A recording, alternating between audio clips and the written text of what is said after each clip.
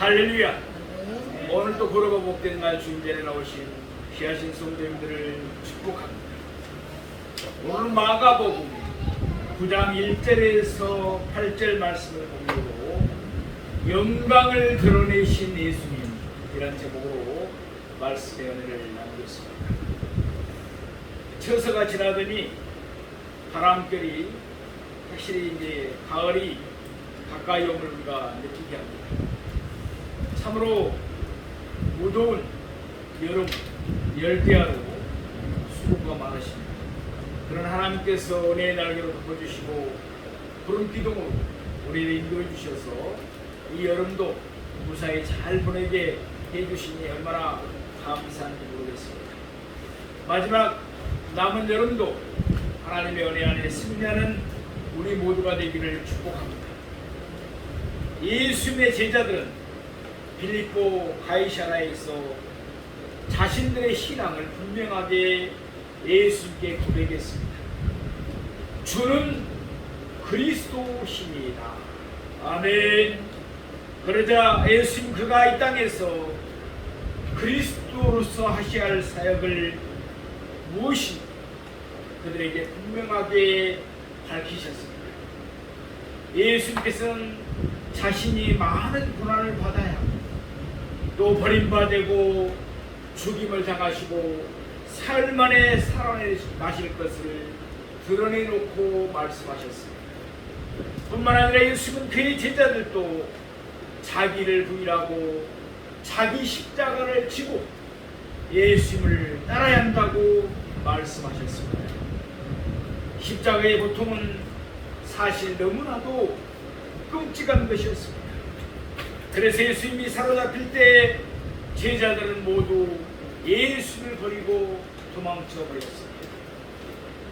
모두 주를 버릴지라도 나는 결코 버리지 않겠나이다 라고 호연장담하던 베드로도 예수님을 3번이나 부인했습니다.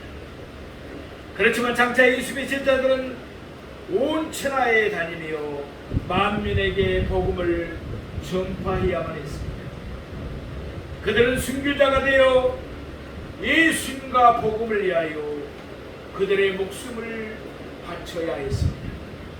따라서 예수님은 그들을 이루하시며 그들에게 소망을 안겨주실 필요를 느끼셨습니다. 이를 위해서 오늘 본문 바로 앞절인 마가복음 8장 38절에서 예수님은 자신이 하나님의 영광으로 거룩한 천사들과 함께 오실 것이라고 말씀하셨습니다.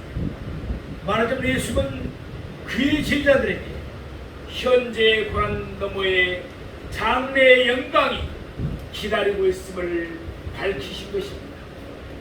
그런 오늘 본문에서 예수님은 실제로 자기의 영광을 잠시 드러내셨습니다.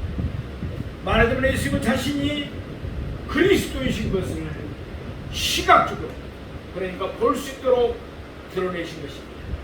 아울러 예수님은 고난 너머에 영광도 있음을 그들에게 보여주었습니다. 장래의 영광은 현재의 고난과 비교할 수가 없습니다. 그러므로 예수님이 말씀하신 대로 자기를 부인하고 자기 십자가를 지고 예수님을 따르는 우리 모두가 되기를 바랍니다. 그러면 이제부터 오늘 본문의 말씀을 세 대제로 나누어서 좀 더 자세하게 상고해 보도록 하겠습니다. 첫째로 예수님의 변형입니다. 우리 오늘 본문 마가복음 9장 1절 말씀을 보겠습니다. 또 그들에게 이르시되 내가 진실로 너희에게 이르노니 여기 서 있는 사람 중에는 죽기 전에 하나님의 나라가 권능으로 임한 것을 볼 자들은 또 있느니라 하시니라. 아멘. 내가 진실로 너희에게 이르노니 예수님은 확실하지 않는 것을 추측해서 말씀하지 않으십니다. 예수님은 확실하게 되어질 일을 하나님의 권위로서 엄숙하게 말씀하신 것입니다. 예수님 계속해서 말씀하십니다. 여기 서 있는 사람 중에 이때 예수님의 곁에는 무리들과 제자들이 함께 있었습니다. 예수님의 말씀은 그들 모두에게 해당되는 것은 아니었습니다. 오늘 본문을 보면은 베드로와 야고보와 요한에게 해당되는 말씀이었습니다. 예수님은 말씀하시기를 그들이 죽기 전에 하나님의 나라가 권능으로 임하는 것을 볼 것이라고 말씀하셨습니다. 무슨 뜻입니까? 앞으로 몇 달 또는 몇 년 내에 하나님의 나라가 임해서 예수님이 온전하게 영광을 받으시리라는 뜻입니다. 이는 실로 예수님의 제자들 모두가 간절히 바라는 바였습니다. 그래야 그들도 예수님의 좌우편에 앉아서 덩달아 영광을 누릴 수 있기 때문이었습니다. 그러나 예수님의 말씀은 전혀 그런 뜻이 아니었습니다. 예수님은 그들 중 몇 사람에게만 대표적으로 잠깐 동안 하나님의 영광을 미리 보여주기로 작정하신 것입니다. 이로써 예수님은 그들에게 자신이 그리스도이시며 또한 그가 고난을 통하여 영광을 이르게 될 것임을 깨닫게 해주셨던 것입니다. 그런데 만일 이때 예수님이 그곳에 있는 모든 사람들에게 하나님 나라의 영광을, 하나님 나라의 권능을 보여주면 또 어떻겠습니까? 사람들은 또다시 예수님을 붙잡아서 자기들의 임금으로 삼으려고 했을 것입니다. 예수님은 자기 백성을 저희 죄에서 구원하셔야 했습니다. 만민의 구주가 되셔야 했습니다. 이를 위해 예수님은 많은 고난을 받으시고 버림받으시고 죽임을 당하셔야만 했습니다. 그래서 예수님은 대표적으로 세 사람에게만 자신의 영광을 일시적으로 드러내신 것입니다. 우리 마가복음 본문 9장 2절 말씀을 보겠습니다. 엿새 오후에 예수께서 베드로와 야고보와 요한을 내리시고 따로 높은 산에 올라가셨더니 그들 앞에서 변형되사. 아멘. 예수님은 베드로와 야고보와 요한을 내리시고 따로 높은 산에 올라가셨습니다.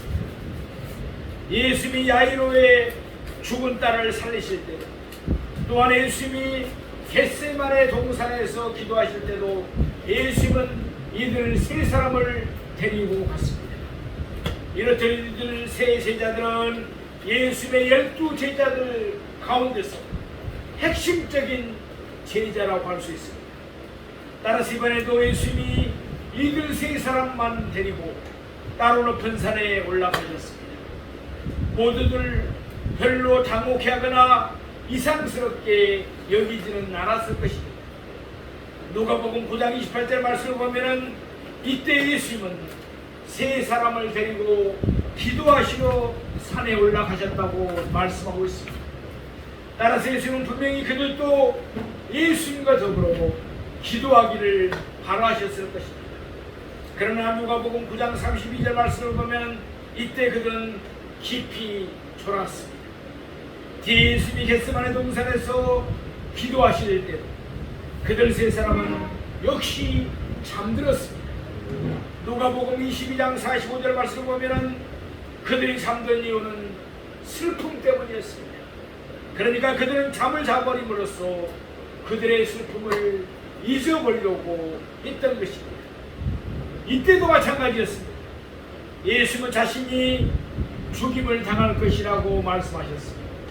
또한 예수님은 그들도 같은 길을 걸어가야 한다고 말씀하셨습니다. 그러니 그들의 슬픔은 극도에 달했을 것입니다.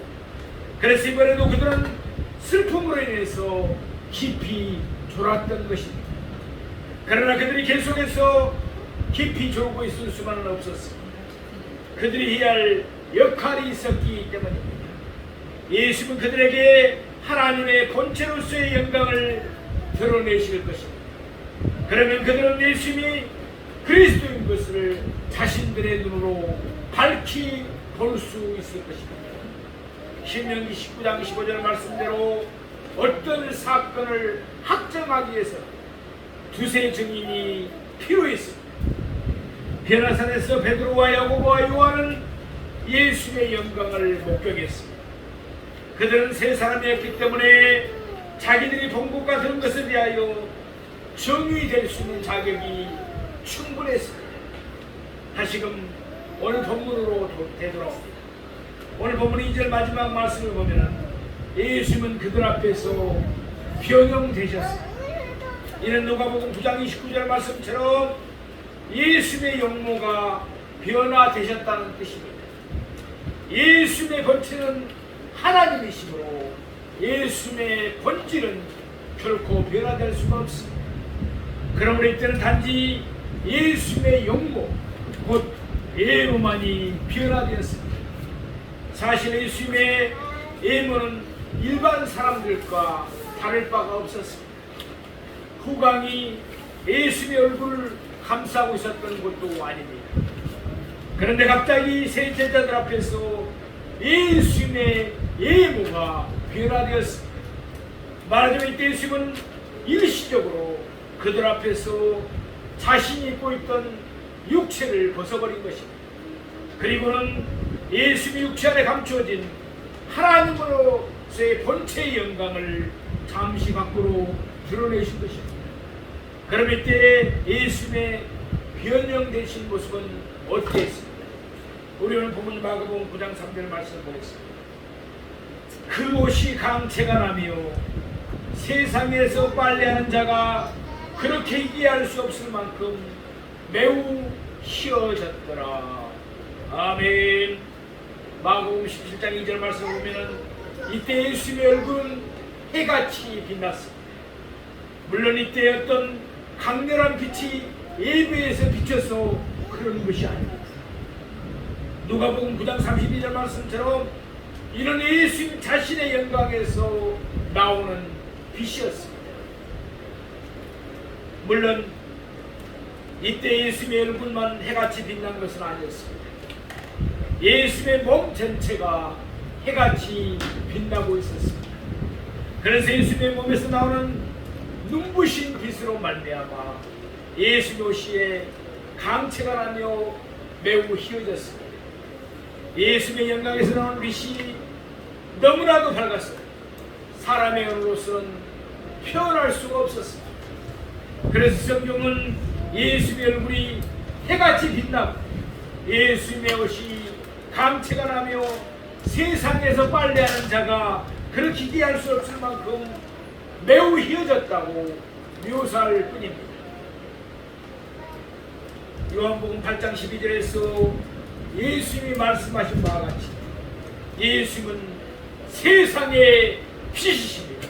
아멘. 예수는 자신이 빛이심을 말씀하셨을 뿐만 아니라 시각적으로도 자신의 빛이심을 분명하게 보여주었습니다. 그러면 예수님이 빛이라는 사실은 무엇을 뜻합니까? 요한일서 1장 5절 말씀과 같이 하나님은 빛이십니다. 하나님은 빛 자체이시기 때문에 그에게는 어둠이 조금도 없으십니다. 오늘 본문에서 예수님은 자신이 빛이심을 분명하게 보여주고 계십니다. 이로써 예수님은 그가 바로 하나님의 아들 곧 하나님이심을 밝히 드러내셨습니다. 아직도 예수님은 하나님이시라는 사실을 의아심을 품고 계시는 성도님은 있지 않습니다. 그런 성도님은 한 분도 우리 교회는 없는 줄 믿습니다. 만약 그렇다면 성경을 읽지 않고 성경을 믿지 않기 때문입니다. 성경을 읽고 성경 하나님의 말씀을 믿으십시오.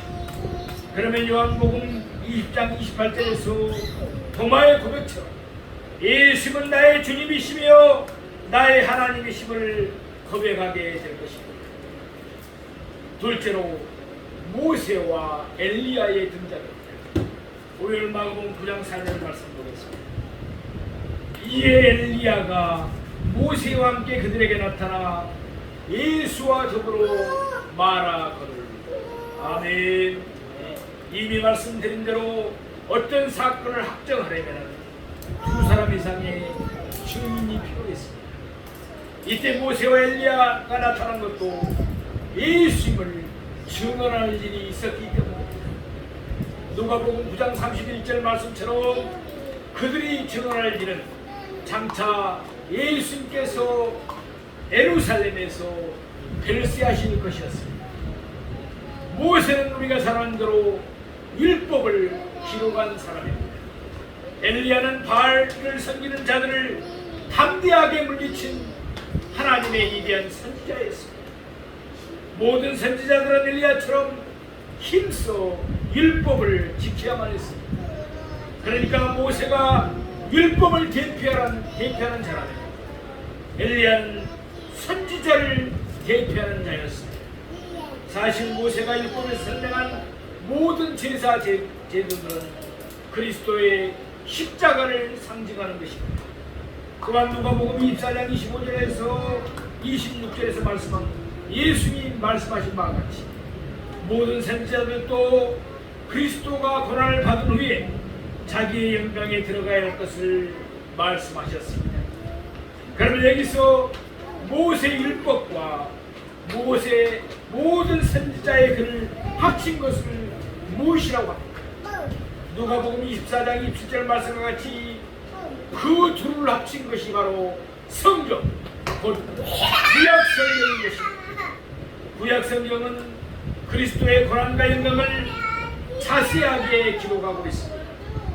그래서 마태복음 5장 10절 말씀과 같이 예수는 율법이나 선지자 곧 성경을 헤아려 오신 것이 아닙니다. 예수는 성경을 안전하게 하려 오신 줄로 믿습니다. 그러므로 예수는 그리스도에 관하여 성경에 기록된 모든 말씀을 그대로 이루셔야만 했습니다.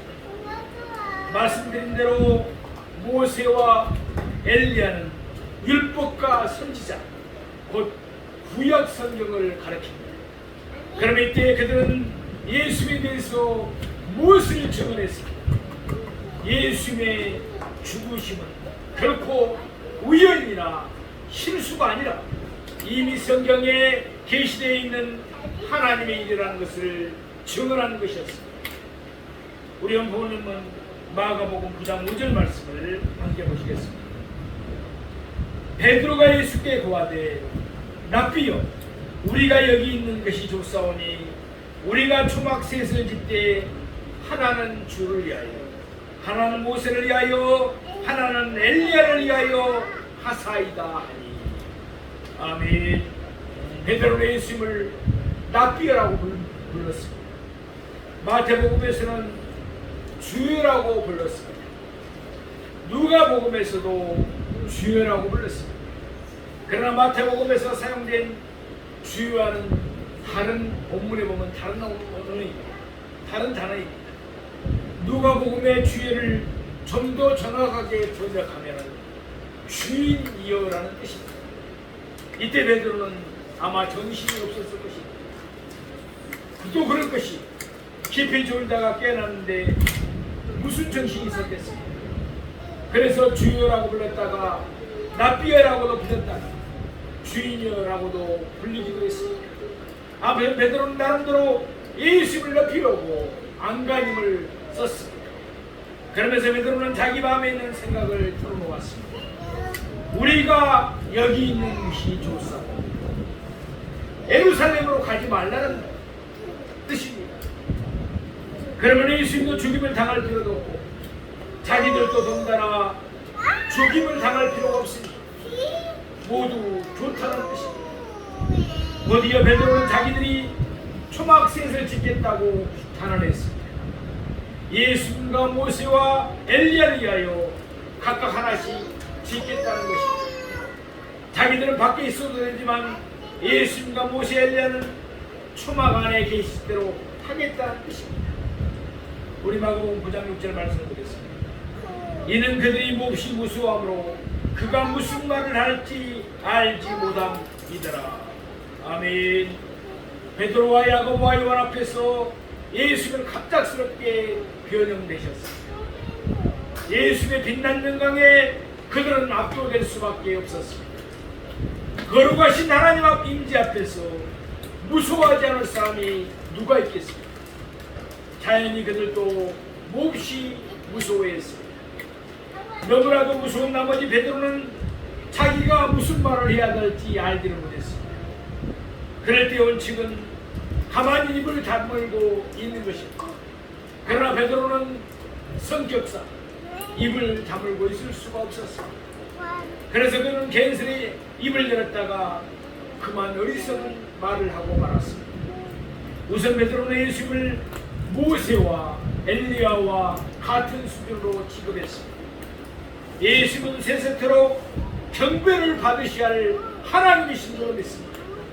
반면에 모세와 엘리야는 예수님을 증언하기 위하여 잠시 나타난 사람들이었습니다. 그러니 같은 수준이 될 수 있겠습니다. 게다가 베드로는 상황 파악을 제대로 하지 못했습니다. 예수님이 그들에게 자신의 영광을 밝히 드러내셨습니다. 예수님 그들에게 자신이 그리스도이시며 또한 그가 그리스도로서 고난을 받은 뒤에 영광에 들어가실 것을 밝히 보이시기 위함이었습니다. 아울러 예수님이 모세와 엘리야를 불러서 그들 앞에 세우셨습니다. 성경에 계시는 대로 예수님이 장차 예루살렘에서 결세하실 것은 이미 하나님이 정하신 이름을 그들에게 증언토록 하시기 위함이었습니다. 하나님이 정하신 일은 예수님이 십자가를 지시는 것이었습니다. 그러나 베드로는 여전히 사람의 일을 생각하고 있었습니다. 그래서 그는 그곳에 초막셋을 짓고 계속해서 그곳에 머무르기를 바랐던 것입니다. 예수님은 성경에 충실하셨습니다. 그래서 예수님은 언제나 하나님의 일을 생각하시고 사람의 일을 생각하지 아니하셨습니다.